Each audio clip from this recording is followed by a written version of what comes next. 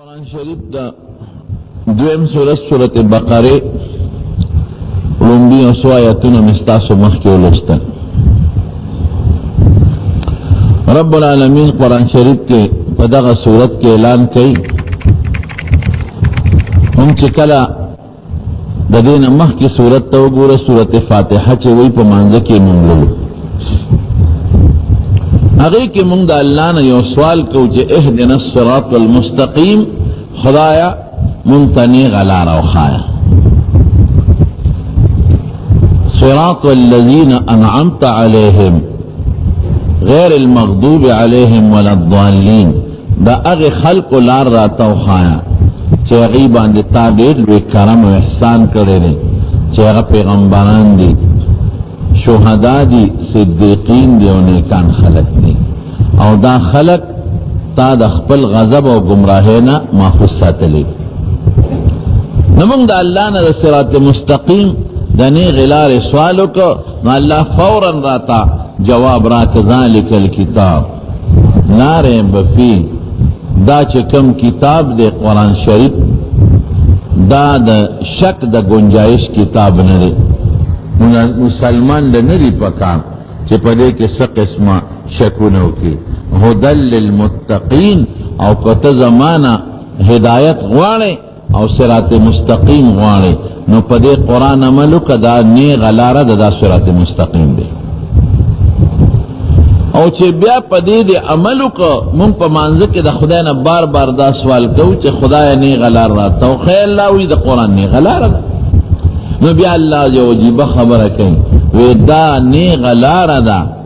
خدا بتانا سشے جوڑائی دا بتانا متقی جوڑائی او بیا دا متقی صفتون اللہ ذکر کردی دی دا متقی یو صفت اللہ پاک چکم ذکر کردی دی نن دا یو صفت بیان دتا کو الذین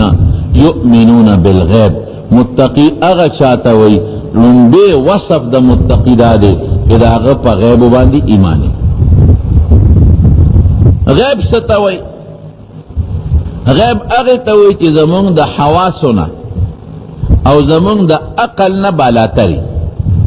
نی زمون پستر گلی دل کی گی لکہ دا اللہ مبارک ذات تے نی مون پستر گلی دیشو نا دا آغا کلام مون پا دے غگون اوری دیشو نا پا خلا نا پا لاس پا بل سیز مون آغا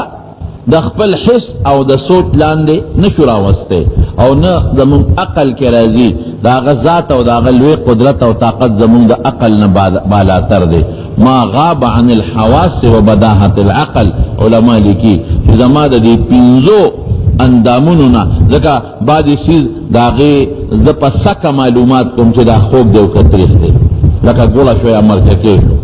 بعد سالی پا دے بعد شی پا دے سترگو ز معلومات کوما چی لکا جبا بمینی سکلے سترگو نا تا پتہ لگی چی دا شین دے و کدا سور دے بعد بدا غوگ نا تا پتہ لگی چی دا لکا دا چا آواز دے بعد بدا ما دا لاس نا پتہ لگی چی دا گرم دے او کدا یخ دے او کلک دے او کنرم دے بعد با ما تا پا پوزا پتہ لگی چی دا خوشبوئی دے او کدا بدبوئی دے غیب اغی توی کہ پا دی پینزو حواسو دا اس قسم معلومات نکی تے نا پا لاس معلومول شے نے پا پوزا معلومول شے نے پا غوگ معلومول شے نے پا سترگا معلومول شے او نے پا خل معلومول شے او عقل بعض چیز داسی بھی چے اگا مونگ تا پا دی پینزو اندامونو پا نظر نرازی خو پا عقلی مونگ معلومو عقل نا مونگ تا پتا لگی کہ دا شیشتا پا دی پینزو اندامونو مونگ تا ایس معلومات نشتا خو پا عقل پتا لگی لکا خوشحالی پسترگو نخ کاری خوشحالی پا وقت ناورے خوشحالی پا خلا نہ معلومے گی خوشحالی پا پوزا نہ معلومے گی خوشحالی پا لاس کے نشو معلومو رے ہو عقل وی کہ ز خوشحالے ماں دارنگی خفگان و غم نہ پسترگو غم خکاری گنی غم دے ماتا سوکو خی غم نہ پسترگو خکاری نہ پا غوگ اورے دلے کے گی نہ پا خلا نہ پا پوزا نہ پا لاس باندے عقل وی کہ ز غم جنم او ز خوشحالے اس غیب اغیتا وی جستا دا عقل نبم باری اچت وی عقل خلاف بنی خو عقل بوته نرسی او د دې پنځو اندامونو نه بم اوچتی دا پنځه اندامونه هم داغه ادراک نشي کوله نشي معلوموله دته غیب وای خانو زبه ولی منم زبه زکه منم چې الله او رسول وای چې ماننو زکه منم ایمانیاتو کې زمارونو د عقیده سره تعلق لري بعضی چیز هغه چې محسوس کم په دې پنځو اندامونو ما ومنم عقل باندې معلوم کم نو زه ومنم لیکن ډېر څیزونه داسې دي چې دا ما عقل هغې ته نه رسي عقل یو سوی او شرع بل سوی نو زه به هغه ځای کې که بیا دا ویم چې نه زما عقل مني نو منم او که عقل نه مني نه منم نو بیا ما په خپل عقل اعتماد وکړو زه به ویم عقل مني که نه مني عقل ورته رسي که نه رسي خو چې الله او رسول وایي شته نو زه به عقل پرېږدم او الله او رسول به اخلم عقل نرسی دیتا ایمان بالغیب وای عقل نرسی لکه فرشتو وجود فرشتی نظر پا دی پینزو اندامونو محسوسو لیشم نی پا عقل معلومو لیشم سو کوئی چشتا شابا اللہ و رسول سو کوئی چشتا بس مانم کذبیم چه نا کما پستر گولی دی علم مانم کپا دی لاس کی میرونی و علم مانم په دې غوږونو مې داغه خبره ومنله اله منم عقل کې مې راله اله منم ګنې نه منم نو معلومیږي دا چې تا په خپل ځان اعتماد وکړه په خدای او په رسول اعتماد ونه کړه ایمان بالغیب دقه خلاصه ده چې الله وی ما په مې اعتماد کې که په خپل اندامونو کې زه خدایا زه په خپل اندامونو عقل اعتماد کوم زه په چا اعتماد کوم په الله اعتماد کوم دا خلاصه شوه او د دې یو مثال مونږ یو څو در کوم چې تاسو په پیښه حضرت موسی علیہ السلام چې کله فرعون دربار ته لاړو او هغه سره ټیم کې خود د مقابله چې په پلان کې ټیم با زموستا مناظرې مقابله وي ته خو جادوګر نیم جادوګر نو ته تخیم چې ته جادوګر یو که جادوګر نه زه درله جادوګر راغواړم نو که بس تا نه یو ګټله نو پته به ولګي ته به جادوګر یې که تا وګټله نو معلومیږي دا چې ستا دا جادو بیا نه دی زه دله ټول جادوګر د مصر راغواړم موسی علیہ السلام خو پیو هغه موعدکم یوم الزینه د اختر په ورځ به دا مقابله کوو پته ولګي داسې د لسو شلو کسو په مخ کې نه کوو چې میله کې د دنیا خلک راغونډي دا مقابله وکړو نو موږ ته به پته د حق او د باطل ولګي د فرعون وی ډېره ښه ده فرعون ارسل فی المدائن حاشرین ټولو ښارونو کې یوازې مصر کې نه داغه بادشاہ کې چې څومره ښارونو لکه پېښور زموږ د پاکستان ښارونه دي 400 او منګور او دا ټول دي او کراچۍ او بلوچستان دقسې د مصر د فرعون لاندې چې څومره ښارونو په ټولو کې اعلانات وکړل چې څومره غټ غټ جادوګر دي ټول راشي فرعون هم غواړي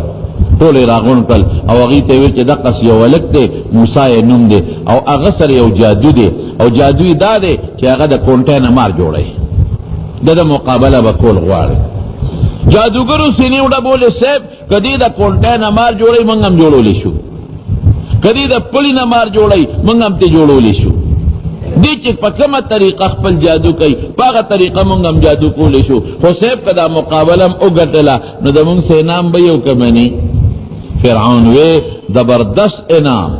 مالم مناظره و مقابله وګټله زبردست انعام در کوم او یوازې انعام نه انکم لمن المقربین تاسو به د اسمبلی ممبرانم جوړوم تاسو به د مجلس شورا ممبرانم جوړوم ما ته به نږدې په کرسو باندې ناستې ډېره ښه ده ټول راغون شو یو طرف ته فرعون دی داغه لخکر دی داغه دربار دی داغه پولیس دی او جادوګر ولاړ دی بل خوا یک تنها حضرت موسی علیه السلام او دا خپل رورو حضرت هارون علیہ السلام دو په دوونه جادوګرو امساګانې وغورځولې ټولې وغورځول قرآن حکیم کې الله فرمایي یخیل الیه من سحرهم انها تسعى قرآن کې الله وی داسې جادو یې کړو چې هغه خلقو ته پته لګېده چې دا ماران په منډو روان دي ماران منډې وای دا هغې امساګانو نه ماران جوړ شو او دا هغې چوکونه او دا هغه رسونه ماران جوړ شو موسی علیہ السلام او قرآن کې الله وی دا بل چا منګړت خبره نه ده وجاءوا بسحر عظیم الله وی چې الله ورته لوی جادو وی نو خو وي به کنه الله وی وجاءوا بسحر عظیم د جادوګرو داسې جادو په میدان کې پیش کو چې هغه الله وی ډېر لوی جادو ډېر لوی جادو. اوس عقل سوی موسی علیه السلام سره کونټی ده. اوس که د خدای خبره پکې نه وي او د عقل خبره وه نو کونټی خلک څه دپاره ګرځئ چې مار پې ووامه.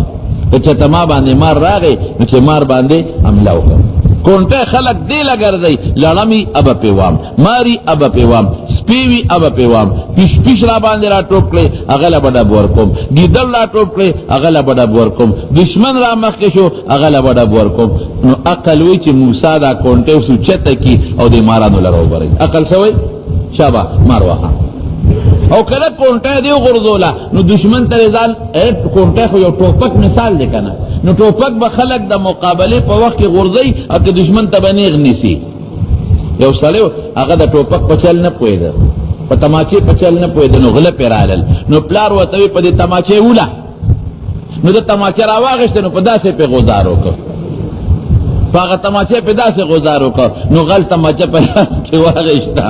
اوس به دې برابر کړم. پلار ورته وي وله که نه په تماچه وي بابا ومې ویشته وی څنګه دې ویشته وي تا ویوله نو داسې مې پې ویشته باچه خو هغه رانه لاس کې واخېسته. نو اوس تا ته څوک وایي چې دشمن دی په چوکه لاس کې والا نو ته به چوکې سره څه کې اوس غورځی به او که مار به پې وی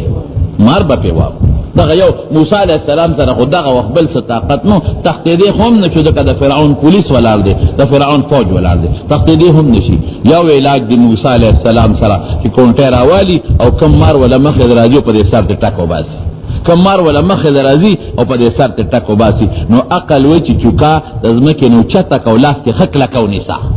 او چې کم مار راځي نو هغې له ټس ورکوه. الله څه وایي؟ ان القی عصواکا امسا غرزوا.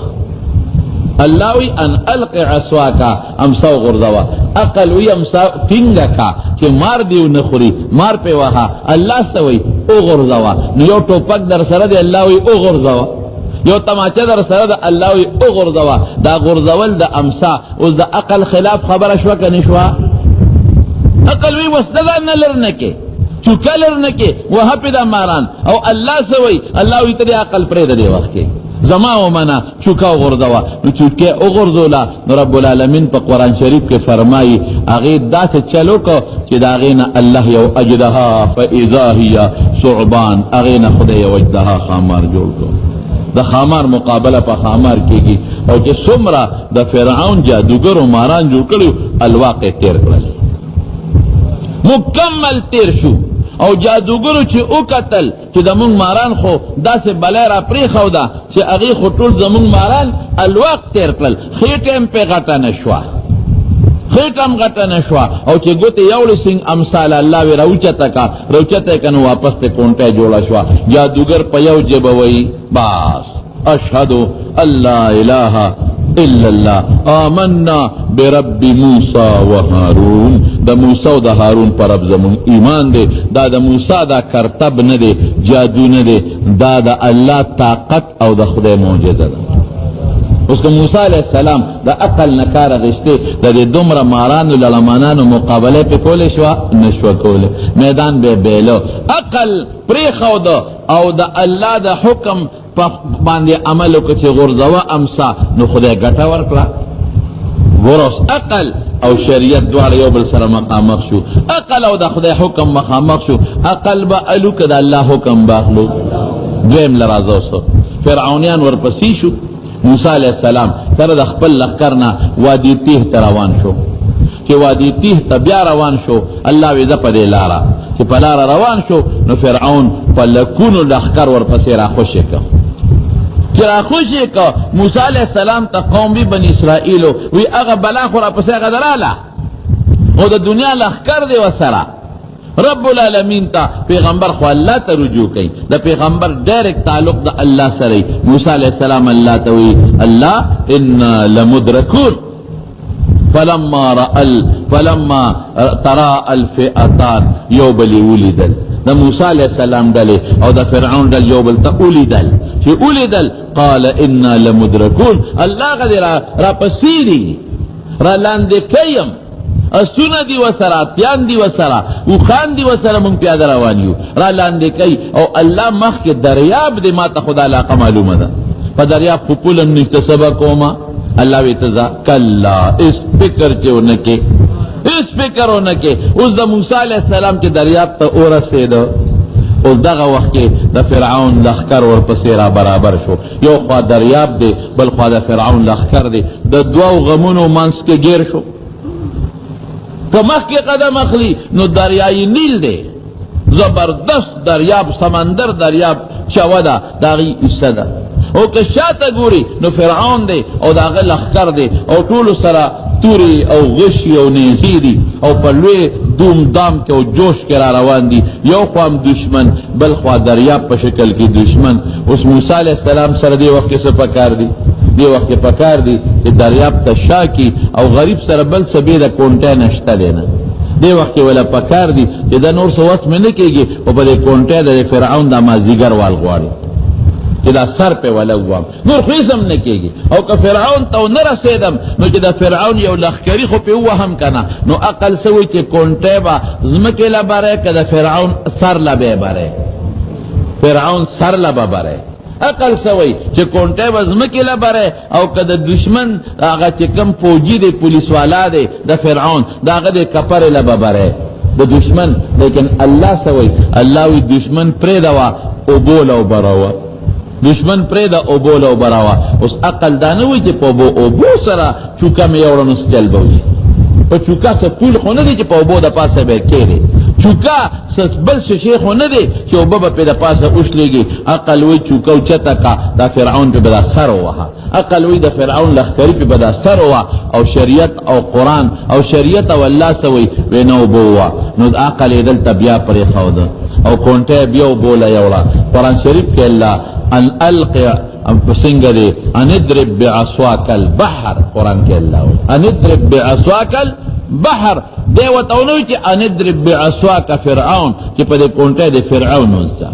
ان اضرب بعصاک عدوک، دشمن پې ووه. دی ورته ونه وایي ان اضرب بعصاک البحر، دا دریاب پې ووه. او دا ونه وایي چې خدای دریاب ولې ووامه، دشمن پې ولې په دا سر نه وامه. عقل یې پرېښوده، الله حکم یې واخېسته. خو چې دریاب له سیند کونټی یوړه نو الله په دریاب کې ورته لارې جوړې کړې، 12 لارې ورته جوړې شوې. او لارو جوړېدو سره د دریاب وې خو خټی اوبي پکې فوراً خدای سیلې وچلوله، سیلې سره میدان لاندې اوچ شو. وې شابه فوراً یو قبیله په یو لاره ځای، 1 نمبر د فلانکې قبیلې، 2 نمبر لار د فلانکې قبیلې، چې ګڼه جوړه نشي، او هر یو په خپله لاره وي چې په اسانه پورې وځي. دې پورې وتل د دریاب نه، او دې کې فرعون پرې راغی. چې فرعون راغی هغه ډېر چالاک و که نه، قوم ته یې وی زما درو به مو لیده، وی هغه ځای نه چې دریاب ولیدم را توشلېده، هغه ځای نه زما د روب د وجې نه دریاب را توشلېده. او وی اسې دغه وخت په دریاب نه ورته. په دې حیواناتو کې یو شعوري، نو حضرت جبریل علیه السلام په څه طریقې اس دریاب ته راښ کړ، او په دریاب ورګډ شو. یو سر هغه ویخله ورسېد، بل سر د دریاب بیانس کې ټول گیر شو. رب العالمین بیا موسی علیه السلام ته وی وی دا کونټی دی د دریاب له بیا یوسه. اوس عقل وی چې کونټی ولې وړې، دشمن را روان دی، او دې غاړه کې ودرېږو چې فرعون څنګه راځي چې دا کپره پې ووی. او عقل داوی او شریعت سوی الله سوی دریاب وها. او چې دریاب له کونټی یوړه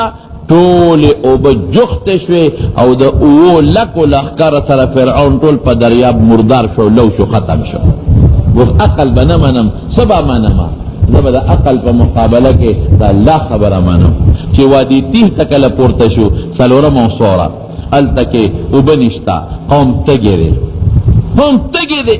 الله اوبه، موسی علیہ السلام د خدای نه فریاد کوي، او قوم چې دی قوم هم د موسی علیہ السلام نه فریاد کوي. او دا بنی اسرائیل چې وکنه دا ډېر بې صبره خلک وو، انتهایی بې صبره خلک، او ډېر بې خونده خلک وو دا بنی اسرائیل. موسی علیہ السلام ته وی د غټو غټو کلو نه دې راوویستو، محلاتو نه دې راوویستو دې دشت میدان ته، او دلته اوس موږ ته اوبه نشته، د تندې مرو، ځکه سمندر دریاب اوبه خو ترخي وي، دلته به څه کوو؟ اوس عقل وی چې موسی علیہ السلام سره صرف یو کونټی ده، او ویښ کې پکې غشې دی، شل دی پکې، بل څه نشته. عقل څه وی چې موسی علیہ السلام وی چې ښه راځئ، او زه دله په دې کونټی رو ځمکه وهم، تاسو به خاوره وباسئ. رمبې خو نشته، چاري مونږ سره نشته، کوداله را سره نشته، نو په کونټی به کیو که نه؟ کوټه باندې برور زمکه نرموم تاسو به خورې وباسه بیا به زمکه نرموم رو به وهم تاسو به خورې وباسه ظاهر دوس کې نه دوه کې نه پنځه کې نه لاس ورځې کې بشي او ویخ بوشي عقل وی کونټه غوري پام کوا ماته نه کې کونټه باندې رو زمکه وکناوا پیو کناوا چې قوم لپاره وبرو باسه الله سوي وی کونټه کان لرو برو اوس العقل خلاف بیا دلته خبر رااله کونټه چې کان لبره نو کونټه به ماتيږي کې ونه ماتيږي نو دا یو کونټه چې کان لرو برولا او ماته شوا بیا بس کومه لو خو په کویران لو کنوما نو چې ماته شوا اوس بنه ته ودنګل او ماته شوا نو بیا بس کومه عقل وی نګوري کې کان لدی او برولا او دی اوس بنه ته ودنګل نو بیا به کوي پس کناو او الله وی نه کان لرو براوا نو که موسی علیہ السلام دا الله نه وی منل دا عقل منل وی نو ممکن ده چې کال کې پی نه وی کنه شي لیکن دا الله منل عقل نه منل نو کان له امساو برولا چې څنګه راو برولا نو الله د کان نه دولس چینه روانه کړي ټول قوم توبراله دا مې صرف یو درې مثال سالور دې لپاره درکل چې بعضی وخت کې زموږ ذهن بم داوي عقل داوي مولا راته داوي عقل داوي او مولا صاحب چې داسې وکا نو چې عقل دته یو خبره کوي او مولا صاحب دته بل خبره کوي عقل یو خبره کوي قران بل خبره کوي عقل یو خبره کوي پیغمبر بل خبره کوي مونږ به بیا د عقل نه منو د مولا صاحب به منو د خدای به منو ځکه د خدای خبره کوي د رسول به منو ځکه مولا صاحب د رسول خبره کوي په دې خبره پوه شئ اوس براشي کوټه بده کې تاسو لګ نورم پوي کوم یو ډله زمونږ د صحابو په زمانه کې داسې تیر شوی ده اوس هم د هغې اثرات لږ درشته د پیغمبر علیه السلام د زمانې نه وروسته صحابو زمانه کې او د تابعینو په زمانه کې یو ډله تېره شوې ده هغې ته به معتزله وې هغې به ځان ته مسلمانان وې چې موږ مسلمانان یو خو هغې به د عقل په بنیاد تک کوه هغې به وې چې دا شی د ما عقل مني خو زه منم او دا شی د ما عقل نه مني نو نه منم اوس د هغې عقیدې درته ښیم لکه هغې زمونږ د پیغمبر علیه السلام معجزه ده چې د هغې د ګوتو مبارکو نه به اوبه بهېدلې یاده درته که نه اوبه به کوم ځای کې نه وې نو حضور پاک مبارک به یو جام پیدا کړ یو کاسه به پیدا کړه او په هغې کې به یې خپلې پنځه واړه ګوتې مبارکې کېښودې چې څنګه به یې کېښودې نو اوبه به د ګوتو نه روانې شوې او 1400 1500 او 1400 صحابه کرام به پسې راب شو هغې وی دا کوم دی عقل مني ګوتو نه اوبه راوځي نه دا نه منم مونږ وایو چې د پیغمبر علیه السلام په لاس کې یو ځل کاڼي او هغې وی سبحان الله کاڼو خبرې کړې دي بیا حضرت ابوبکر صدیق لا ورکړل په لاس کې بیا وی سبحان الله بیا حضرت عمر فاروق رضی الله عنه له په لاس کې ورکړل بیا وی سبحان الله بیا حضرت عثمان لا ورکړل یو ځل نیمه تسبیح او بن شو الکا دا د پیغمبر علیه السلام معجزه ده او دا د عقل نه خلاف ده د عادت نه خلاف ده خو د پیغمبر مبارک لاس کې دا کار شوی دی هغې سوی دغه معتزله د عقل بچي نه د کاڼي جبه شته څه چې سبحان الله دی د کاڼي غاښونه شته څه د کاڼي شونډې شته شه د کاڼي خوله شته نه دا نه منم قرآن حکیم کې الله وایي اقتربت الساعة وانشق القمر وی قیامت نزدې شو او سپومې دوه ځایه شوه دا جبل ابي قبیس باندې نبی کریم صلی الله علیه وسلم ولاړ دی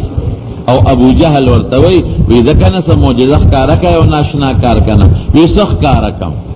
که زه الله ته اوس درخواست وکړم او دا سپومې دوه ځایه شي وبه منې وی داسې وکړه منم دی کافران ورسره دي او ابو جهل دی پیغمبر علیه السلام دې سپومې ته اشاره وکړه داسې کړه نیمه سپومې یو خوا لاړه او نیمه بل خوا لاړه او بیا سره یو ځای شوه وی منې که نه وی نه دا تا په مونږ جادو کړی دی دا دې په مونږ سحر وکړه نظربندي دې په مونږه وکړله نبی علیہ السلام وی خدا که ما جادو کړي او نظربندي کړي خو په تاسو به مې کړي وي او نو د نورو خلکو نه تپوس وکړي کمې قافلې چې تاسو تللي دي شام ته هغه قافله والا نه تاسو کې نو معلومات به شو نو چې کومه قافله شام ته تلوي 2 ورځې پس هغه را رسیدلې هفته پس ارسو پس کې را رسیدلې نو ابو جهل ته تاسو کوم په پلان کې شپه خو تاسو ته ناشنا څه نه دی لیدلې هغه وی ولنا وسپومه 2 ځای شو نیمه یو خواشوا دا مسافر خود شپې سفرونه کوي نیمه یو خواشوا نیمه بل خواشوا حضور پاک پیوس ته پته ولګی دا جادو خو زما په تاسو چلے دا ساسو دا چې کم تاجرانو اغینه تاسو کاوی سوي یاره وی ستاره غټ جادو دا پارچا چلےږي قرآن شریف کے رب العالمین فرمائی اقتربت الساعة وانشق القمر قیامت نزدې شو ولی دکا دا حضور پاک نرستو بل پیغمبر بنا رازی دا امت نپسو بل امت بنا رازی دا قیامت دا نزدې کې دو نخدا او سپومه پامینز 2 ځای شوا دا عقل بچی سوی اغی نا سپومه چتا 2 ځای کیږي که سپومه 2 ځای شوا خو په کائناتو کې بلوی انقلاب براشي پس وہ میں دوزا ایشوا خدا با قیامت شی اور لوی تصادم براشی دام نمانی وی دما عقلی نمانی دا خبری نو چی دا اغوی من سوایو چی دا قبر عذاب شتا اغوی سوای نا نجی دا قبر عذاب کم نیوی من خوی قبر لان دیو کنو نا پاکی ماران شتا نا پاکی للمانان شتا قبر املان دی او کنو او نا پاکی اور شتا من وایو دا خدای بندا اللہ وی اللہ وی وحاق بآل فرعون سوء العذاب النار يعرضون عليها سنگرے غدوا وعشیا اذا فرعونیانو چی سنگ غرق شو نو اللہ پہ سخت عذاب نازل کن او سارو ما خام اللہ دی باندے اور بلائی او دا قیامت پرز اللہ بوتوی ادخلوا آل فرعون اشد العذاب دا قیامت فرض با اللہ وی کہ خدایا اللہ با اعلانو کہ جدوی سخت عذاب دا اورتا ورداخل کے نو قرآن وی دا قبر عذاب شتا پیغمبر مبارک وی دا قبر عذاب شتا اغیوی دا ما عقل نمانی نو اس براشو من عقل پسی بزو کہ خدا رسول پسی بزو یؤمنون بالغیب دا مانا شو یؤمنون بالغیب یو شیز ما او پدی تاسو کوئی کم لگو دے گوری عقل دا شریعت پمینس کے اس ٹکراو نشتا بعض خلق وی دا شریعت حکم دا عقل خلاف دے دا بالکل دروغ وی تجیباً دا عقل او دا شریعت پمینس کے اس قسم ٹکراو نشتا عقل چا پیدا کرے دے اللہ او شریعت چا جوڑ کرے دے اللہ او عقل سل پیدا کرے دے کہ دا عقل پلار دا عقل پا ذریعہ دا شریعت پلار لارشو ولی کہ یو صلی عقل من دے لیونیوی نو دے پلار نشتی دے شریعت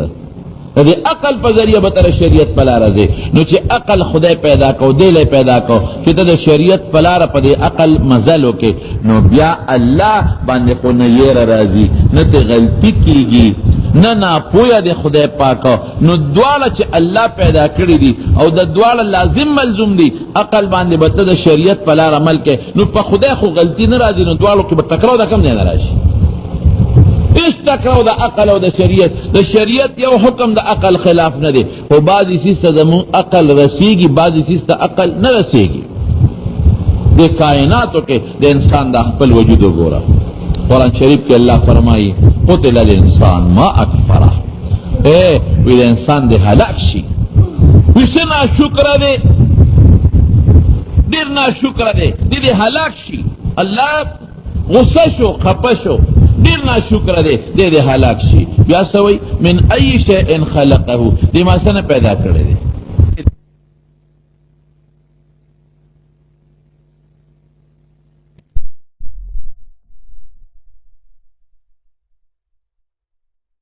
تا عقل کار ورکی بالکل نہ مور پگیڑا کی دا معشوم پروت تے نہ نطفے نہ پیدا نہ اگر نطفے نہ بیا علاقہ جوڑا شو وین ٹوٹا جوڑا شو دا وین دا ٹوٹے نہ بیا دا غوخ ٹوٹا جوڑا شو دا غوخ دا ٹوٹے نہ رب العالمین معشوم جوڑ کر یو پائپ باندې صرف اوسه پیو پایپ دے معشوم تا دا مور دا طرف نہ وین ور روانه دا گور عقل تا دے گورا وین ور روانه دا اگر وین نس جوڑے گی دا غوین نا لگیای دا معشوم وجود جوڑے گی اڈو کی تے جوڑے گی غوښه ته جوړېږي، سرمن ته جوړېږي، سترګه ته جوړېږي، ګرده ته جوړېږي، اینه ته جوړېږي، نوکان ته جوړېږي، نوکان په سر یې ته ویښته جوړېږي، وازګه جوړېږي، پړپوس جوړېږي، کلمې جوړېږي، دنه په وجود کې ګردې جوړېږي، زړه جوړېږي. لګیا دي دا هغه یو وینې د پیپ نه په دې وینه کې دومره څیزونه دي، دومره اډوکې د یو شي نه جوړېږي، دي ورته کیلشیم یو څه څیزونه پکې نور هم شته، هغه هم دې وینه کې الله ایښودي دي، هغه روان دي د وینې نه، هغه اجزا نیغ روان دي، اډوکې ته جوړېږي. سرمن د بل شي نه جوړېږي، هغه اجزا نیغ روان دي سرمن لا، هلته سرمن جوړېږي. غوښه د بل شي نه جوړېږي، هغه اجزا نیغ روان دي، هلته پرې غوښه جوړېږي. داسې پرزې خو نه دي د موټرو چې پرزې راواغېستې او په پیچکش باندې هلته کې کس کوي، ورې ګاډو کې باغه ځای ولګو، غوښه به بل ځای کې د پاسه ولګو، ګرده به بل ځای ولګو، لکه څنګه چې مستري هغه موټر جوړوي یا ټوپک جوړوي یا تماچه جوړوي، داسې خو د مور په ګېډه کې ماشوم نه جوړېږي. دې وینه کې په سوونو زرګونو واړه واړه اجزا دي، واړه واړه سیلز دي، واړه واړه اجزا دي په دې وینه کې. هغه اجزا ته چې ته هر تعبیر کې نو ته جزء هغه اجزا وینه غوښه لروان دي، غوښه جوړېږي، ساډوکې لروان دي، اډوکې جوړېږي، سسترګې له پسترګه کې په سوونو واړه واړه وړې وړې پرزې دي.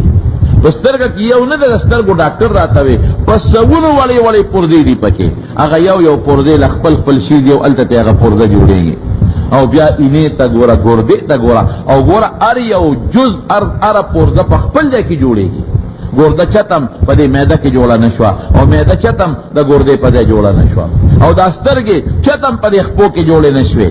او دا خپې چتم په اوږو کې جوړې نه شوې، دا اډوکې چته د سرمنې په ځای جوړ نه شو، او سرمن چرته د خېټه کې دننه د پړپوس په ځای جوړه نه شوه، او کولمې چرتم په غاښونو کې جوړې نه شوې، مخصوص اندام چرتم په سترګو کې جوړ نه شو.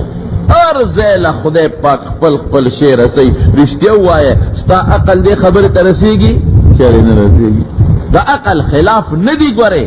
من ای شیء خلقه من نطفة خلقه ثم قدره، دنه ولا وجود څونه مزیدار او خشته جوړ کی، ثم السبیل یسره، او بیا په کومه طریقه د مور د ګېډې نه ماشوم الله راوباسي. الله د انسان عقل دغلته کې بیا کار پرېږدي. دومره غټ ماشوم بیا د مور د ګېډې نه په کومه طریقه بار راوځي، په کومه طریقه دی بار راووته. او دنه یوازې ماشوم دنه د مور په ګېډه کې نه دی، د دې ماشوم دپاره مخصوص ټمپریچر خدای هلته برابر ساتلی دی. که دا ماشوم باندې د مور په ګېډه کې ګرمي زیاته شوه بیا دې مري، او که ګرمي پې هغه خپله مخصوص کمه شو، یخني پې زیاته شوه بیا دې مري. دغه د مور په ګېډه کې دغه ماشوم که اوړی جمع د جنوري ده، نو څوک دا نه کوي چې ورېږه د مور ته خېټې ته دغه کېده هیټر ولګوه، ماشوم ته ګرمي کمه نه شي. او که په جون او په جولای کې سخته ګرمي ده، نو څوک دا نه وایي چې د مور ته خېټې ته پکې ولګوه، ایر کنډیشن ولګوه، په دې ماشوم د حرارت او د ګرمي لږه زیاته نه شي. نه، که جون جولای د سخته ګرمي ده، او که جنوري فروری او دسمبر دی، ماشوم ته به هغه مخصوص ټمپریچر د مور په ګېډه کې خامخا رسېږي، خامخا به رسېږي. هغه له چې کم ټمپریچر پکار دی، که هغه معمولي سنټیګریډ لږ مخکې وروستو شي، ماشوم به مري، جمدې به نه پاتې کېږي. هغه ټمپریچر به لازما هغه ته خدای پاک پوره کوي. رښتیا ووایه، د الله دې فیف وفي انفسکم افلا تبصرون. الله وی ای بنده، دې خپل ځان ته نه ګورې، ای د عقل بچیا، دې خپل ځان ته وګوره. څومره ښکلې سترګې مې دله درکړي دي، څومره ښکلې غوږونه مې دله درکړي دي، څومره ښکلې خوله مې درکړې ده، څومره ښکلې شونډې مې دله درکړي دي، نو دوی به زر نه مني. هلکه وایي د قیامت پر ورځ تله د میزان چې وزن پې کېږي، وایي دا خو زما عقل نه مني، نه منم. هلکه پل صراط چې کوم د جهنم د پاسه پول دی، وایي دام نه منم. ولې؟ ملا صاحب ته خو ما ته وایې چې دا د ویښته نه نرې دی او د تورې نه تېره دی، نو چې د ویښته نه نرې شو او د تورې نه تېره شو، نو په دې به سوځي څنګه؟ ګوره عقل بیا دې غورځوي، بیا دې عقل غورځوي. یو بوډا جړل، نو نوسی ورته وایي ادې ولې جاړئ؟ وایي ملا صاحب تقریر کوو چې یو پل دی او د ویښته نه نرې دی او د تورې نه تېره دی، نو زه زما خو کونډی خوږېږي، په دې غټ سړک او په دې لاره نشم تلی، نو په هغه پل به څنګه ځمه؟ نو هغه نوسی ورته غصه شوه وی څه شور دې جوړ کړی دی چغې دې جوړ کړی دی چې نه شې تللی نو مه ځه خوارې د مور کور دې څه مه ځه که نه ما وی هلته واقعي اختیار نشته ستا دنیا کې بدل تکینې وی به چې د کور نه بار نوزم لیکن آخرت کې د اختیار ختم دی قرآن کې الله وی ان منکم الا واردها کان علی ربک حتما مقضیا هر سړی به په دې پل صراط ورځي ورود ورتلو ته وی څوک به بیا پوری وځي او څوک به لاندې پکې چپه شي ځمکې ته به وغورځېږي چې د الله خبره دی ومنله چې او دا پول خو د تورې نه تیره دی د ویښته نه نرې دی خو که د خدای طاقت شته پورې وځم او که د خدای طاقت نی بیا پورې وتی شي نه او عقل وی نه تورې نه تیره او د ویښته نه نري باندې به سیند پورې وځم په مولوي صاحب نوم یې درته نالم داسې ډېر ښه سړی دی هغه چې د جمعې تقریر کوم وی د پول صراط ته د ویښته نه نري او تورې نه تیره دی یو مقتدي ولا چای وکړه کور ته یې بوته او چرګې ولا سور که ښه مزېدار چې چرګې پرېښوله وی استاد جي وی یو خبره ته کوم وایه وی پټ مې راوستی وی دا پول صراط چې تا وی د ویښته نه نري دی تورې نه تیره دی دا داسې ګپ لګو که دا رښتیا ده نه نه ګپ مې کوم ځای لګولی دا خو رښتیا دی قرآن کې خدای وی او پیغمبر علیه السلام په حدیثو کې ویلی دی وی استاد جي ته به ورسره څه کوې وی ځم به پې کوې وی ته به پې څنګه دی چې د ویښته نه نرۍ دی او د تورې نه تیره دی نو په دې په توره ته خپې ښودی شي په دنیا کې او په ویښته نه په نري تار خپې ښودی شوې نو ته مې دې له راوسته چې ته پې پورې وي خو څه دم به د سره یې که نه بې د دم نه خو څوک نه شي تللی ځکه په دغه د ویښته نه نرۍ او د تورې نه تیره باندې به خپه سینګ څوک کېږدي نو ما د باندې ګوره څونه ښکلې چای وڅکله چرګوټۍ مې هم در باندې وخوړه نو ادم راته وښایه چاته به نه وایم پټ به ما سره هسې نه قیامت پر ورځ یو بل نه خطا شو نو دم راته وښایه چې کوم دم تاله درځي او په هغه دم پې ته پورېږي نو هغه دم پټ په دې غوږ کې ماته وښایه هغه استاد جي ورته وی دا نن چې د کوم کار وکړه که نه وی دا کله کله کوه نو موټروی به یې کم درته ته بیا ګوره ورته موټروی به کم درته چې ته به بیا ځې او که پې پاسه نه دی خبره دا ده چې که د عقل په بنیاد واخلې نو رښتیا خبره ده د که نه تورې نه چې شی تیره شي ته پې د پاسه خپې ښودی شي نه شي ښودی او چې د ویښته نه نري شي د چا پلار به پې لاړ شي لیکن که د الله او د رسول تابعداري دې وکړه اطیعوا الله و اطیعوا الرسول دا الله و دا رسول تابعداري دې وکړه او ته عقل پرېږده الله ته دا پل شته زه منم الله توی دا ویښته نه نرۍ دی زه منم الله توی د تورې نه تیره دی زه منم الله ستا حبیب وایي چې کوم انسان زما تابعداري وکړه لکه د برېښنا غوندې به تېرېږي کالبرق رسول الله مبارک فرمایي او څوک به د اعلی قیمتي تیز اس په شان پې پورې وځي او څوک به د اوښې په شان پې پورې وځي او څوک به پیاده پې رواني به پې پورې وځي خو ځي به پې خامخا نو چې الله وغواړي رښتیا ووایه تا عقل نه مني الله وی ځي مونږ به د چا منو د الله به منو که د عقل به منو الله به منو نو چې د الله منې لکه برېښنا موټروی پکې سي لکه برېښنا غوندې به پې خدای پورې را پورې وباسي بنیاد دا خبر داده یؤمنون بالغیب دا متقی و صفت دقا شو چی ایمان بالغیب سا مطلب چی دا ما عقل دا بدوی چی دا عقل خلاف عقل یوشی تا نرسی اللہ وشتا دا اللہ رسول وشتا نو پا عقل اعتماد نکم پچا با اعتماد کما پا اللہ بکم او پا اللہ پا رسول بکم دیتا ایمان بالغیب ہوئی دا چی دا من پا کتابونو کی رازی دا کم سلے کافر د زنکدن وخت کې کلمه وای نو کلمه نه قبلې کافر که د زنکدن په وخت کې کلمه شهادت وای نو کلمه د کافر نه قبلېږي دا ولې دا ځکه چې هغه وخت کې د مرګ فرشتي وویني د زنکدن په وخت کې د مرګ فرشتي په خپله وویني هغه وخت کې د دوزخ هم وویني الله ورته وایي ای ظالمه جنت هم وویني دا جنت مې دله تیار کړی ظالمه کفر دیو کو دینه محروم شو دا مخامخ دوزخ مې دله جوړ کړی دی خو چې ساده نه وځي نو د دوزخ ته به نیغ ورځي نو دې جنت هم وویني په په دې سترګو، دې دوزخ هم وویني په دې سترګو، دې فرشتې مو وویني په دا سترګو، دې مرګ مو وویني. نو الله زکا ایمان نقد دغه وخت کې فرعون خم چغه والي وه چې ما په موسی او په هارون پر رب باندې ایمان دی او قبول نشوا. که کافر دی وخت کې ایمان وروړي نه قبليږي. ولې دا ایمان بالغیب نشتا، دا خود اولیدل نو ځکه عثماني چې د نوی لیدلې او الله وتوي شتا او د منلې وي نو بیا به خبره ټیک وه. دا خود په خپل سترګو اعتماد وکړو چې ویلې د عثمانم چې دا عذاب چغه ووریدا نو عثمانم چې دا د پسترګو نه ویلې دلې، دا دوزخ، دا جنت او دا فرشتي او الله وتوي شتا او د وې زمانم الله ما نه دی خو زمانم. نو بیا به د ایمان په زمانو په ایمانیاتو کې یو ایمان څه شه دی د غیب ایمان چې زما عقل وته نرسي، زما حواس وته نرسي او الله رسول وشتا او زه منم. یو ملحد چتا په یو باغ کې ناستو، دا هندوانو باغو، هندوانو په باغ کې ناشته نو بره په د نارنج او بوټي دي.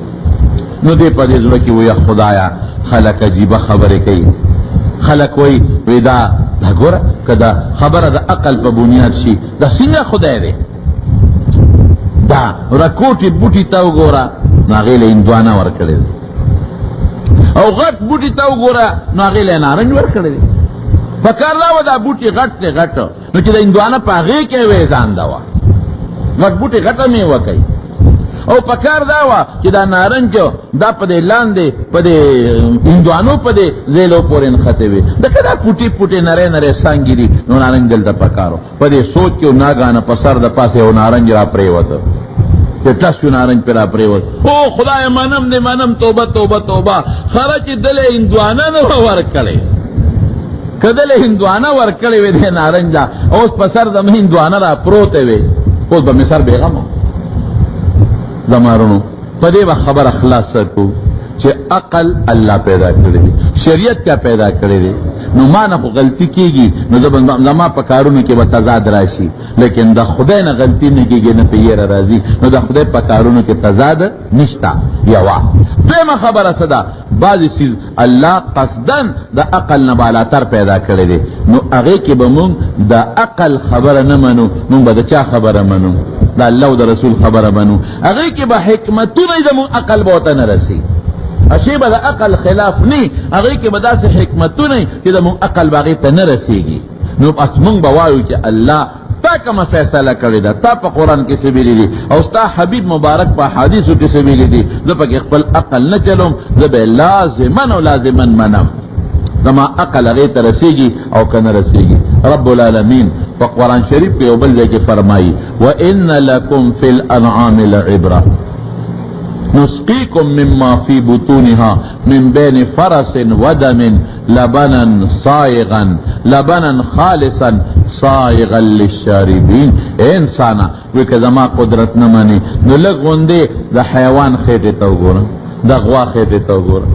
د غوا په خېټه کې څه شی دی؟ یو خوا پی پرته دی، بل طرف ته سوټې پرتې دي، بل خوا وینه پرته ده. دا ټول سیزونه د یو خوراک نه جوړېږي.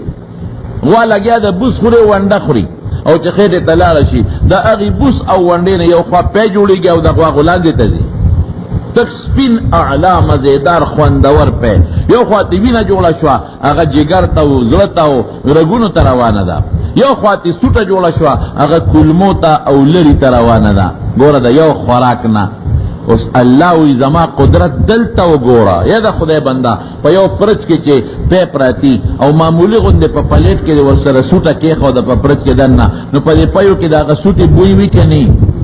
او که معمولی زنانه ګوته د سوټو شوې ده او هغه پیو سره وجنګېده نو په دې پیو کې به خړوالی راځي که به نه راځي؟ خدای داسې متضاد رنګونه ورکړي دي چې په دې پیو کې که دا پی لږ خړ وي نو موږ به ویل ته کې سوټه ده نو د سوټې نه پکې لږ غوندې شی راغلی دی. کدا په معمولی غوندې سوربخن او نسواری وي نو موږ به وی د وینې نه جوړ شوي دي نو د وینې هغه رنګ پکې راغلی دی. نو الله پیوله داسې رنګ ورکړه، داسې رنګ تا ته ښیي چې د وینې نه مې دا جوړ کړي دي، خو د وینې او د پیو پرورس کې په رنګ کې څومره تضاد دی. څومره تضاد داسې رنګ دی چې وینې سره بالکل نه لګېږي، سوروالی او سپینوالی څومره د یو بل نه لرې دي، او څومره ښکلې خوشبویه شی دی پی سوچک غوړي دې ته وویستل هغې کې څونه خوشبویي ده، ماسته دې ته په خوله کې واچول څومره مدیدار اعلی ټیسټ دی، نو د سوټې اډو بوی پکې نشته. په یو خېټه کې دننه درې واړه پراته دي او د درې واړه یو بل سره د یو خوراک نه جوړېږي. وینې رنګ ته وګوره، د پیو رنګ ته وګوره او د سوټې رنګ ته وګوره، د پیو خوشبویۍ ته وګوره او د سوټې بدبویۍ ته وګوره. زما وروڼو الله هغه کارونه کوي چې هغې ته زموږ عقل نه رسېږي، د عقل نه ډېر زیات بالاتر دي. نو موږ به بیا عقل په دې کې نه چلو، موږ به چې الله وایي د قبر عذاب شته، زه به یم شته، بالکل شته. او د هغې مې یو مثال لره در کوم. یو ماشوم د مور په دې ګېډه کې پروت دی، داسې دلته کې د ماشوم د مور په دې سینې پورې پروت دی، د ماشوم اودي. دا ماشوم کله په دې خوب کې خاندي که نه خاندي؟ دا ولې خاندي؟ د خوب ولیده، دا خاندي ولې؟ د دې ماشوم څه خوب ولید د خوشحاله ځکه یې وخاندل. او دا ماشوم کله په دې خوب کې چغې کې که نه کي؟ دا چغې ولې وایي؟ د یارې خوب یې ولید. دی ماشوم د خوشحاله خوب ولید نو دې در وخاندي، دی ماشوم د یارې خوب ولید نو وجاړي. نو ماشوم د لګیا دی خوبونه اینې او مور سینې پورې پیوست دی، مور ته نه ده خبر. دو کسان په یو کټ کې ملاستی، دو کسان بالغان ملاستی په یو کټ کې. ځه داسې به ویما دواړه اوده دي، یو کس خوب اینې او په خوب کې امریکا کې ګرځي، کابل کې ګرځي په خوب کې، بل کس سره خوا کې اوده دی، هغه خوب اینې، هغه په خوب کې خپله زمینداري کوي لګیا دی، هغه په خوب کې مکې ته ځي، هغه په خوب کې لګیا دی خپله کلنډري کوي، هغه په خوب کې لګیا دی چغې وي پېښور له باروبار، پېښور له باروبار، هغه خپلې چغې هلته په خوب کې وایي. هغه بل چې کټ کې پروت دی هغه وایي خوب ویني چې زه خو مخکې په مصله ولاړ یم او خلک را پسې مونځ کوي. رښتیا ووایه یو هم په دنیا کې چکرې لګوي اوده دی، بل هم لګیا دی چکرې لګوي، دواړه یو بل نه خبرېږي نه خبرېږي. د خدای نظام ته دلته وګوره که یو بل سره پیوست دی، یو بل نه دی خبر، پته نه لګي. نو قبر کې به لړمانان هم پراتی لګیا وي، مونږ به نه خبرېږو چې لړم کم ځای دی، مار به هم پروت وي، مونږ به نه خبرېږو چې مار کم ځای پروت دی. دا د الله یو نظام دی زمونږ وروڼو. نو هر د خدای حکم به مونږ په عقل نه معلومو. ها بس عقل ورسید بیا منم، عقل نه رسی بیا منم، د عقل خلاف بنی. نو چې کوم ایمان بالغیب دقه سیز ته ویل کېږي چې الله وایي چې دا شی ومنه، باز دا مې ستا د عقل نه اوچت کړي، ستا عقل ورته نه رسېږي. دا ومنه دا مې ستا د اندامونو نه اوچت کړي دي، ستا اندامونه ورته نه رسي، او خامخا به منې. زه به یم رب العالمینه چې تا ووایې زه یې منم. عقل وی منه او عقل وی نه منه، عقل به نه چلوم. پیغمبر مبارک وی چې دا شی به منې نو زه به منم، او قرآن وی دا شی به منې زه به منم، زما به په هغې باندې ایمان وي. زه په دې کې عقل نه چلوم چې عقل وی منه نو منم به، او که عقل وی نه منه نه به منم. بیا به زما اعتماد په عقل شي، په خدای او په رسول به نه شي. پوه شئ په خبره؟ نو یؤمنون بالغیب دا معنا شوه. د متقي او صفت دا یؤمنون بالغیب چې هغه څیزونه باندې به دوی ایمان راوړي چې خدای او رسول ورته وایي چې دا ومنه او د عقل ورته نه رسېږي. خدای او رسول ورته وایي دا ومنه او د زړه نه ومنه، او رده دا سترګې غوږونه پوزه شونډې او لاسونه ورته نه رسېږي. دې ته ایمان بالغیب وایي، او دقه زمونږ ایمان دی انشاءالله علیه. نو خو مونږ فرشتې په عقل معلومولی شو، نه د آخرت ورځ مونږ ته په عقل ښکاري، نه جنت مونږ ته په عقل ښکاري، نه د جنت خوشحالی مونږ په عقل معلومولی شو. نبی کریم صلی الله علیه وسلم لا یو ځل حضرت جبریل علیه السلام راغی او یو اینې ولا راوړه، یو شیشه، په شیشه کې یو رکوټې غوندې نرې داغ و، پوټینې غوندې داغ و پې. نبی علیہ السلام ته شیشه وښوله، وی د الله رسوله دا شیشه باندې دا داغ به څو نه وی جبریل ډیر معمولی را تخکاری. وی دا شیشه دې څه راوړه؟ وی دا دې شیشې مثال د جنت دی. دا چې فرض کړه چې دا شیشه دا جنت دی، جنت، او دا پوټینې داغ پکې مزید دی، ولدینا مزید، دا پوټینې داغ پکې مزید دی، مزید. او مزید هغه ځای دی چې په کوم ځای کې به رب العالمین د جنتیانو سره ملاقات کوي. دا ټول جنتیان به په دې مسجد کې راوځي شي. څوک به د زمرودو په کرسۍ ناستي، څوک به د یاقوتو په کرسۍ ناستي، او څوک به د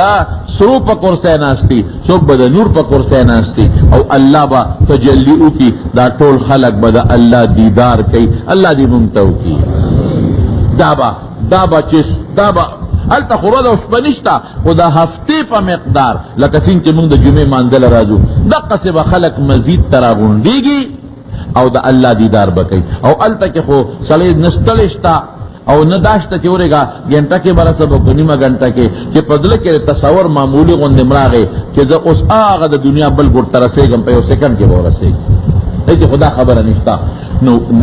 دا هغه مسجد دی چې ټول جنتیان راغونډېږي، الله سره ملاقات کوي. نو حضور پاک ورته فرمایي وی جبریل دا خو ډېر پټینی ځای دی،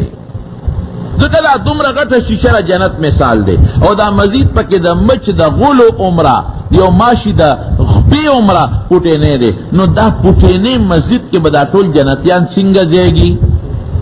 څنګه به پکې ځایږي؟ جبریل علیہ السلام ورته وایي چې دا تا ته کوم پټی ښکاري دا الله پیدا کړ. نو ما ته وی چې جبریل ورشه دا مسجد می پیدا کړ، یو چکر پکې ولګاوه او اخر ته ورسېږه بیا راشه. نو جبریل څونه تیز رفتاره دی، د دې ځمکې نه د لومبي اسمانه پورې د 500 کالو تیز سورلی مزل، تیز سورلی. بیا د لومبي اسمان نه دویم پورې د 500 کالو مزل، دویم نه دریم پورې 500 کالو مزل، دغسې د هر اسمان د بل اسمان نه په منځ کې 500 کالو مزل، اوه اسمانونه دي. بیا د اووم اسمان نه والا د عرش پورې د 500 کالو مزل، بیا د عرش د لاندې حصې نه د بل حصې پورې د 500 کالو مزل. او جبریل علیہ السلام چې هغه عرش نه راځي، نو حضور پاک ته تپوس وکړ وی څومره ساعت کې را رسېږي؟ وی د سترګې د رب نه هم زر را رسېږي. زوس اقللی دوس سترګې د رب نه هم زر را رسېږم. قرآن کې الله د سلیمان علیہ السلام په واقع کې نه دی ویلي چې د بلقیس د تخت متعلق یې ووی وی ایکم یأتینی بعرشها، وی څوک به تخت راوړي؟ نو یو پیرې پاسې وی زه به یې راوړم. څونه ساعت کې به راوړې؟ وی دونه ساعت کې چې دا مجلس تر څو برخاست کېږي، یا ته چې څونه ساعت کې ودرېږې دونه ساعت کې به راوړم. بل یو کسو عالمو وقال الذي عنده علم من الكتاب انا اتيك بقبل ان يرتد اليك طرفه، سليمان د سترګې د رب نه به هم دله زر راوړم. د بلقیس غون تخت به څونه ساعت کې راوړم؟ سترګې رب نه هم زر، سترګې رب نه مولا تخت زر راورسم. عقل منی ده اوسه. نو وی چې دا مزید الله پیدا کړ. جبریل څونه تیز رفتاره دی، هغې عرش نه ځمکې ته سیکنډ نه هم زر را رسېږي، سترګې رب نه هم زر را رسېږي. او هغه ته وی الله وی چې دې مسجد ته ورننوځه، مسجد مې پیدا کړ، دې کې به جنتیانو سره ملاقات کوم. نو آخر سر ته ځان ورسوه بیا راشم. نو وی زر کاله مې پکې چکرې ولې، خو آخر مې وله پیدا نه کړ. زر کاله مې پکې چکرې ولې، خو آخر مې پیدا نه کړ. عقل منی اوس دا نه مني. عقل هغه ځای پورې کار کوي چې کوم ځای پورې زموږ حواس کار کوي، او چې دا موږ د حس نه کوم شی بالاتر شو بیا عقل زموږ هلته کار نه کوي. اخرت کې به بیا بل شان عقلي، هلته به بیا منې. قیامت کې به بیا بل شان عقلي، هلته به بیا منې. قبر کې به بیا بل شان عقلي، هلته به بیا منې. یؤمنون بالغیب معنا به څوکم متقیان هغه دي چې هغه څیزونه د زړه نه مني، د زړه نه ظاهر نه چې کومو څیزونو ته د انسان عقل، سترګې، غوږونه، پوزه، خوله او اندامونه نه رسېږي. دا به د مؤمن یو صفت شو، ایمان بالغیب. الله دې زموږ نصیب وګرځولی کړي. نورې خبرې به انشاءالله بله جمعه کې درته وکړو. جمعات کې سهار او ماسپښین مونږ نه مخکې راتلو په وخت کې سلام اچول پکار دي او که نه بلکل سلام جمعات ته ننوځې سلام واچوه. البته ټول خلک په مانځه ولاړ په سنتو نو بیا مه اچوه چې د دې خوار بل صادر نه رشته دی، نوټ صادر ته دی، هغې ته هم ټوټې لګېدلې دي چې ویې کتل نو کمیس پرتوک ته هم غټې غټې ټوکړې لګېدلې دي، او چې لاندې وله خپو ته مو کتل نو خپو کې د غریب سرمن پرته ده، د ټوټو سرمن. لکه ډېر تاسو به کتلي پخوا به زمونږ په دې وطن کې دا بعضې خلک وو، دا مزدوران غریبانان، نو دوی به سپلی په خپو کړی وې، که مو خیال وو د بروزې د پاسه به یې پې داسې یو تار ګایولی و، غریبي به وکړه. ما ته یاد دي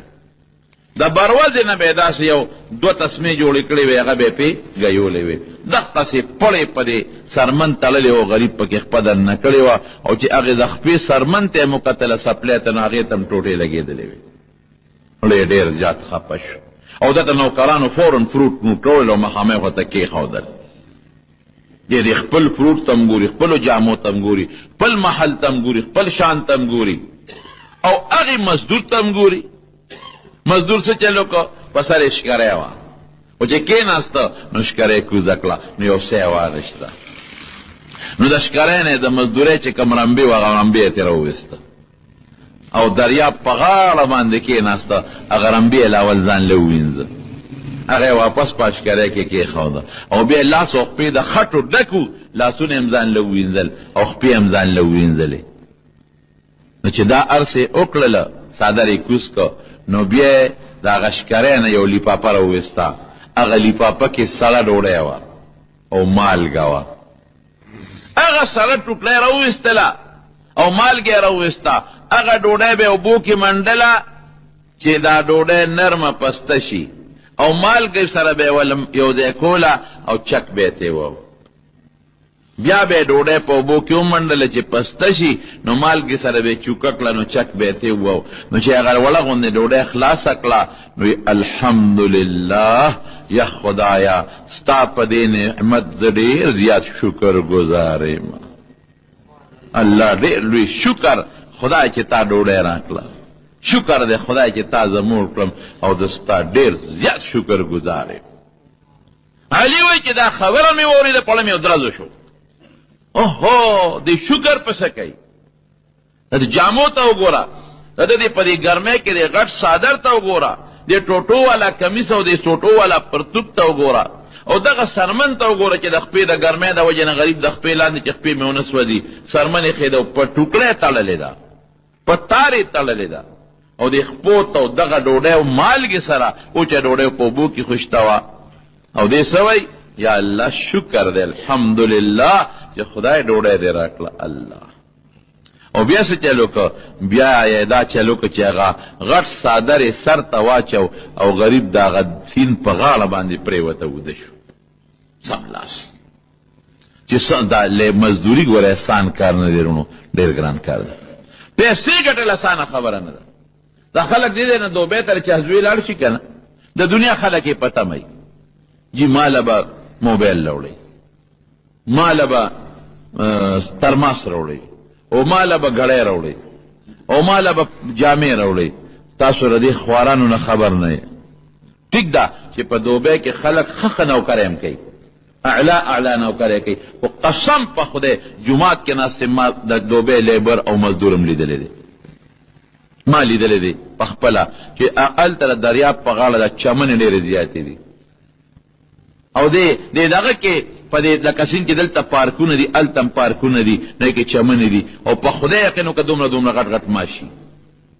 غټ غټ ماشي. ځکه یو ځل یو چمن کې کېناستم په یو پارک کې، ملګري را سره وو، نو خپې مې ګر چې مې وکتل، هلکه دا خو ماشي دي، دومره ماشي، غټ غټ ماشي، سمندر دریاب دی، اوبه ډېره زیاته ده، نمي ډېره زیاته ده، دومره ماشي. نو چې ما سار وختي پېشمني یو وخت کې ووتم، مونځ مې وکړ یو ځای کې، او بیا تلم داسې ما ته ملګري په دې دریاب چکر لګو، دا وخت خاموشي وي، ښځې سړي پکې نه، نو هغه چمنو کې خلک پراته څادرونه یې اغوستي وو. مې دا څوک دي؟ وایي دا د خوارۍ مزدورۍ والا غریبانان دي، د دې د شپې ځای نشته چې شپه یو ځای کې وکړي. ولی د شپې ځای نشته؟ نو چې په دوبۍ کې خو کمرې قیمتي دي، کټ کم ځای میلاویږي، نو چې دې په هوټل کې ځان له کمره اخلي، نو دومره خو دې نه ګټي چې هلته ورکړي. دا خوار دقه چل کې دلته پروت دی، دا غریب په دې چمن کې پروت دی، او څادر یې په ځان اچولی دی، او په څادر کې پروت دی. چې هراله روټۍ کړې وه، نو چې هلته لاړو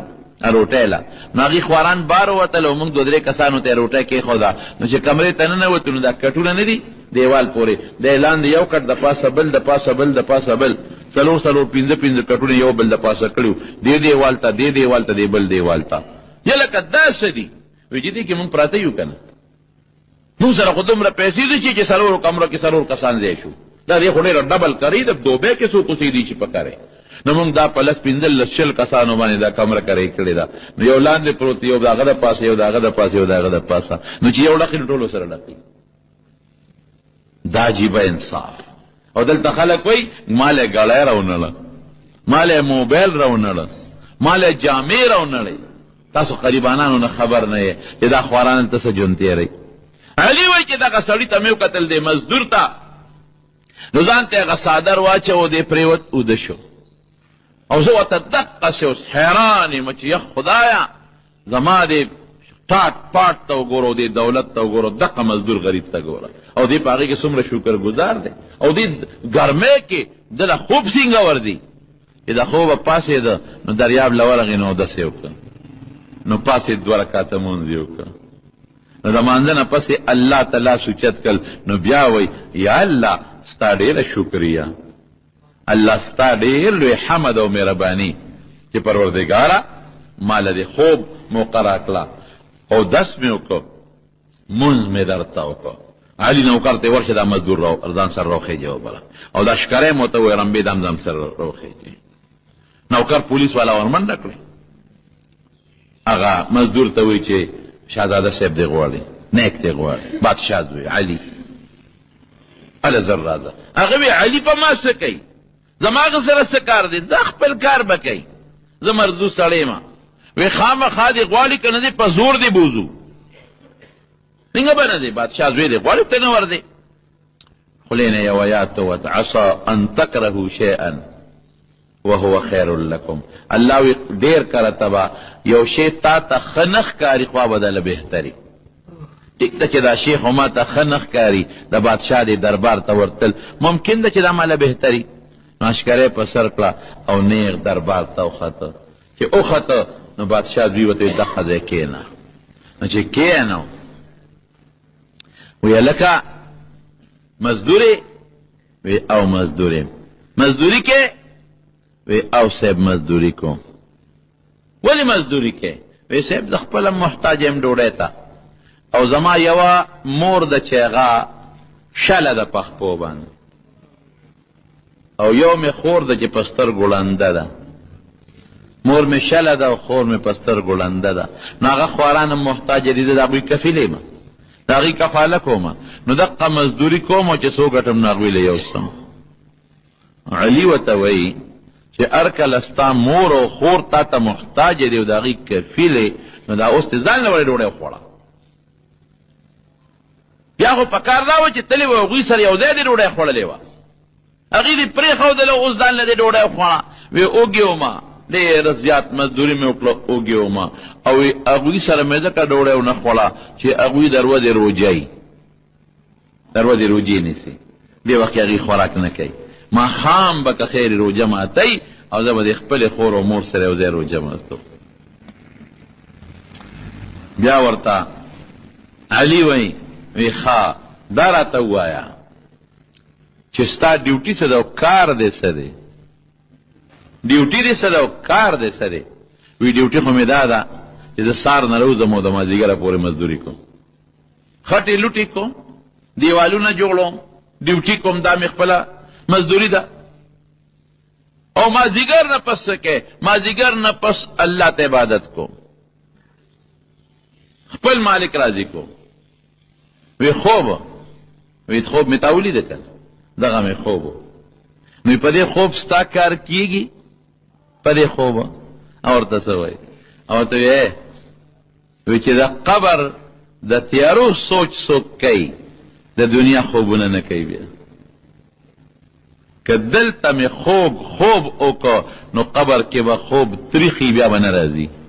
او که دلته مې خوب ونه که روړه مې وکړله نو انشاءالله چې قبر کې به ډېر خوب راله راشي دلته چې څوک خوبونه کوي قبر کې به بیخي خوب به نه ورځي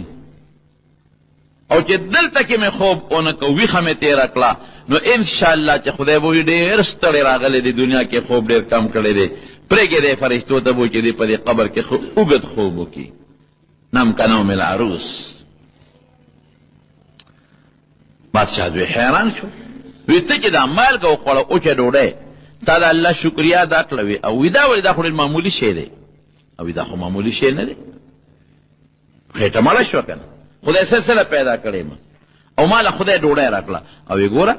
بادشاہ سلامت تا خو پته نه لګی ته په دې محل کې ناشته ډیر خلک داسې دي چې داغي دقه ډوډۍ نشته ډیر خلک داسې دي چې پلاسو پورنځوران دي زما خپل مور شلمه او ډیر خلک داسې دي چې پستر ګوړاند دي او ډیر خلک داسې چې پندابونو مریضان دي الحمدلله مال خدای سترګې روغې راکړي الحمدلله مال خپې خدای روغې راکړي دي الحمدلله مال خدای خپل روغ راکړي دا کله د مور په شانته هم بیا به مسکول کله د خور په شانته وړوندم بیا به مسکول دا د خدای حمد نه چې زول خدای روغ پیدا کړم چې دا به خدمت وکم او دا غي په سبب د جنت ته ورسم علی نوکر ته ویدلی او 15000 درهم ورکا دې مزدور لا 5000 درهم هغه زمانہ کې 15000 درهم داسیو لکه جو سول 15 لک نه او 6 لک روپے په دې پکار شي وې دې ته زما ضرورت نشته ایسا جت مې دې پیسو ته نشته علی وته وی کستا وته اجت نشته نو زما خو وته اجت شته کنه زما لپاره والا زما به ثواب شي زما خوشاله شم لکه ستا وته اجت نو ته په نه خوشالهږي نو ما خوشاله کړه زما لپاره والا بیا ورته وی دی مزدور ته وی دعا راتاو کا مزدور ته وی چې تا په ما غلط شوي دوا خو خلک د نیکانو نه غواړي خطا شوي را باندې زه خو نیک سړی نه یم چې ته ما نه دوا غواړې ورته وی ښځه نصیحت خو راتاو که که نه وی نصیحت درته وکړم وی وی بادشاہ سلامت وی ته چې کلم په سفر ځې تیاری والا کې که نه کې او دا آیت وی فذکر څنګه دی فإن الذکر تنفع المؤمنین وی زه نصیحت ته کوم شو سلمان ته به فایده ورسوي وی ته چې کله په سفر دی نو سفر له تیاری کې که نه کې وی بالکل د شپې نه ورته تیاری کوم او سار نور کله ناوخته پاسم او چې کله په سفر دم وختي پاسم خوبم پریدم او هغې دپاره تیاری کوم نو علی د آخرت او د قبر خو ډېر لوی سفر دی هغې له څومره تیاری وکړو هغې له څومره وختي پاسې دی په دې خبره پوه شوې هغې له څونه وختي پاسې دی چې په سفر دی خو وختي پاسې صبح سویرې وختي پاسې نو د قبر ډېر لوی سفر دی انتهایی سفر دی محشر میدان تا حشر میدان تا نو تا دی سفر لسمر وقتی پاسے دی چلو کن دی سفر کې هغې له خو وقتی پاسې چې ډېر اوږد سفر ډېر وقتی پاسې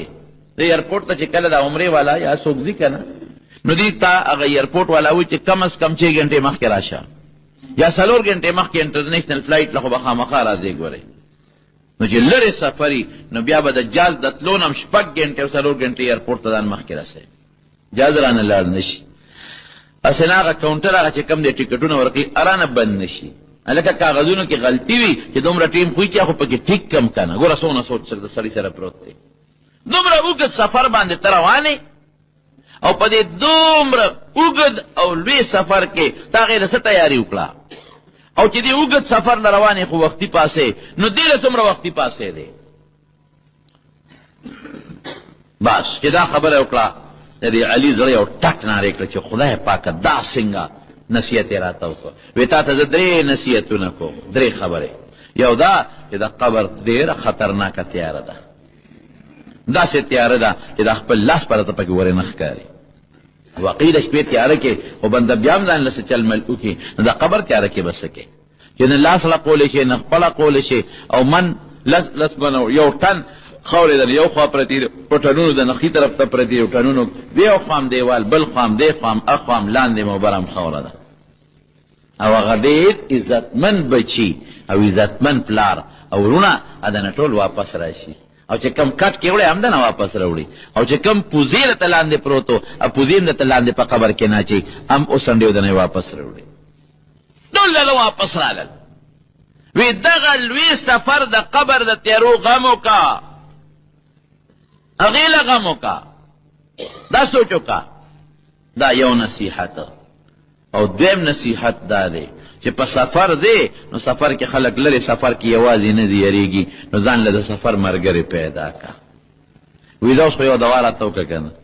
وی خدایا د دې علي دنیا سره مینه کمه کا او الله د خپل ځان سره وله مینه پیدا کړه. نمبر 1 او نمبر 2 یا الله د هغې عمل توفیق ورکه چې ته پې خوشحالېږې او یا الله خاتمه په داسې وخت کې وکړه چې ته ترې راځي. اوهو دا خو ډېر بهترین دعا ده. د دنیا سره مینه ختمه که کمه که او ځان سره مینه پیدا که دا کمال دی. او خدای داسې عمل توفیق ورکړه چې په کم عمل ته خوشحالېږې نو چې الله د بنده نه خوشحالی دې نه غټ غنیمت بل شته. او خدای داسې وخت کې مړ که چې هغه وختونو کې ته ره دنه راضي یې چې ته ترې خوشحاله یې. وی دا اوس ما پرېږده وخت مې ډېر ضایع شو چې ځم مزدور ته وی ښه وی نور څه خو څه نه غواړې وی دقه غواړم چې ما نور ماف کړه چې زه وځم. وی په مخه دې ښه مزدور چې لاړه نو علي هغه خپل نوکران کېنول وی زما دې درستخان ته وګورئ او د مزدور هغه اوچې ډوډۍ ته وګورئ د هغه شکر ته وګورئ او زمونږ دې ناشکرو ته وګورئ زمونږ دې ټاک پاک ته وګورو د هغه جامو ته وګوره زمونږ دې جشن ته وګورو د هغې سپلو ته ګوره زمونږ زندګۍ ته وګورو د هغه ژوند ته وګوره او د هغه شکر ته وګوره زمونږ ناشکرۍ ته وګوره د هغه صبر ته وګوره او زمونږ دې نخرو ته ګوره. فورا چې کوم د کتابخانې د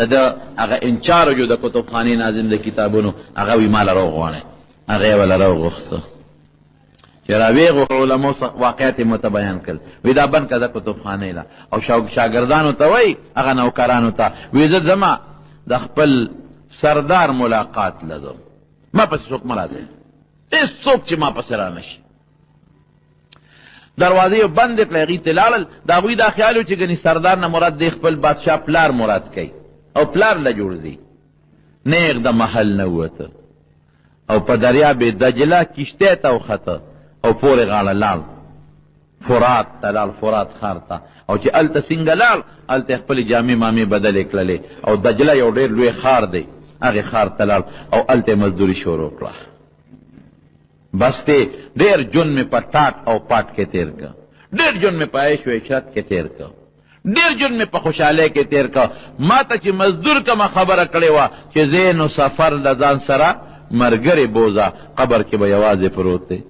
او ډېره سخته تیاره ده پکې ځان سره ګورې رڼا یوسه نو باقي د رڼا غم کوم او د ملګري غم کوم. مزدوري شروع کړه سر هغه مزدوري چې کومه مزدوري هغه مزدور کوله خو دې خو د بادشاه په غېږ کې د بادشاه غېږ کې وخت تېر کړی نیازبین دی نیازبین سړی کار کم ځای کولی شي نیازبین سړی غوټه کم ځای اوچتولی شي نیازبین بنده کار کم ځای کولی شي نو رو غریب په دې کې نه جوړه شو او شپه به یې کم ځای کوله او پلار ورپسې ونښته د پلار خو محبوب زوی و هغه نوکران او پولیس والا په دې وطنونو کې او کوڅو کې سر کړل چې شاه علي را پیدا کړې چېرته لاړ او یو پسې ګرځي پلار په سترګو جالي یا خدای زما بچې مانه کوم خوا لاړ داسې بچې لکه د علي په شان بچې یوسف ثاني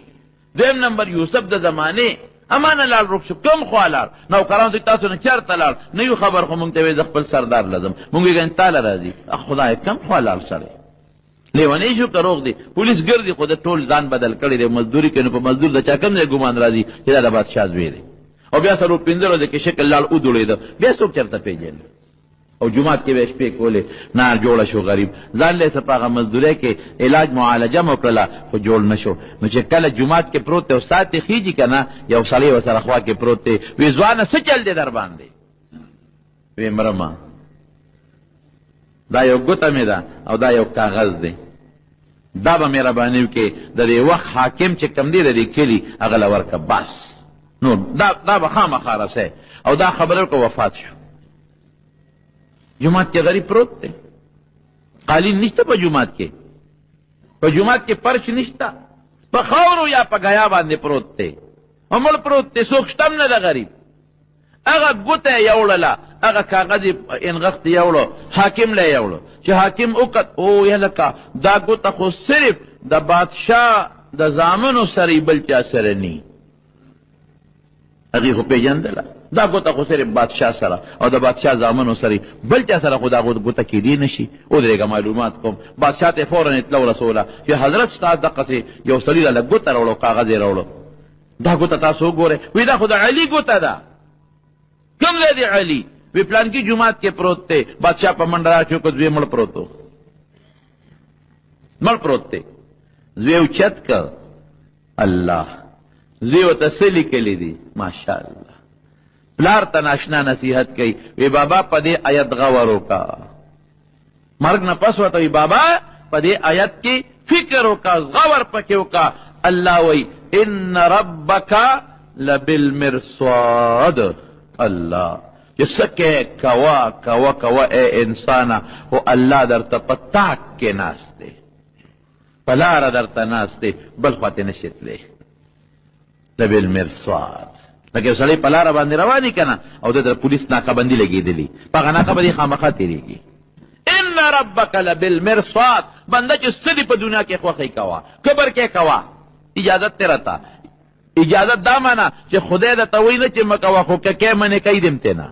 لاس په در کړی دي قتلم کې اجازت درته نشتا خو منه کوي دي نه په دنیا کې چې کني کتاب په قتل خوخ په نه دي خوشاله نه لري ته وی چې مکوا خو کې نو اختیار دی خپل دی